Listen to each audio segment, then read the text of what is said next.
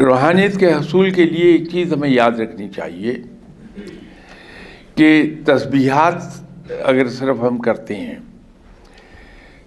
ذکر اذکار میں ڈوبتے ہیں، اس سے ہمارے اندر پاکیزگی تو آ جائے گی، رب نہیں ملے گا۔ رب ملتا ہے صرف اور صرف نیکی سے۔ نیکی کی راہ پر چلنے کی طاقت ہمیں عبادات سے آتی ہے۔ عبادات ہمیں پارسائی کے اس مقام پر لے جاتی ہیں جہاں ہم نیکی کی طرف راغب ہو جائیں۔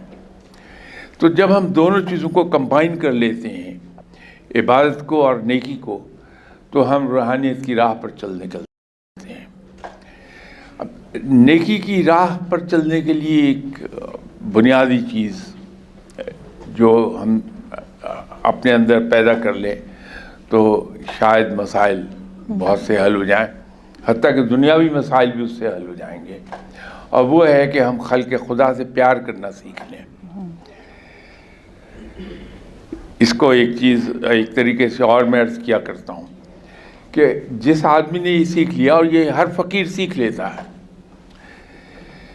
کہ دوسرے آدمی کو ہم ایکسیپٹ کر لیں ایز ہی از، اس پر اعتراضات چھوڑ دیں۔ میں اگر آپ سے ملتا ہوں تو آپ کو اعتراض یہ ہوگا کہ شاہ صاحب تو بد شکل ہیں، انہیں گفتگو کرنا نہیں آتی ہے، ویل مینرڈ نہیں ہے، ویل ایٹیکیٹڈ نہیں ہے۔ تو اس کا نتیجہ کیا ہوگا کہ ہم اس آدمی سے دور ہوں گے، پیچھے ہٹیں گے۔ پیچھے ہٹنے سے ہی توہین انسانیت ہو جاتی ہے۔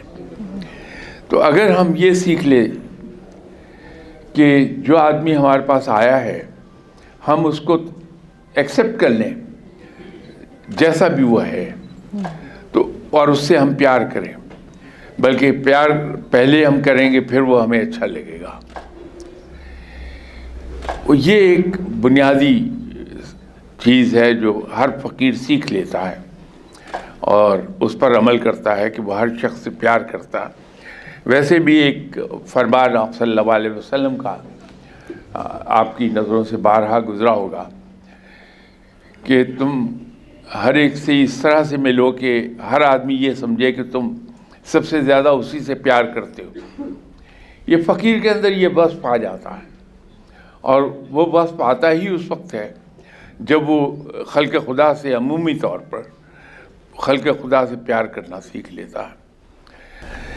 یہ ابتدا ہے روحانیت پر آگے چلنے کی، اور اس میں ہمیں مدد کرتی ہیں عبادات اور ذکر اذکار، اوراد، یہ سب چیزیں۔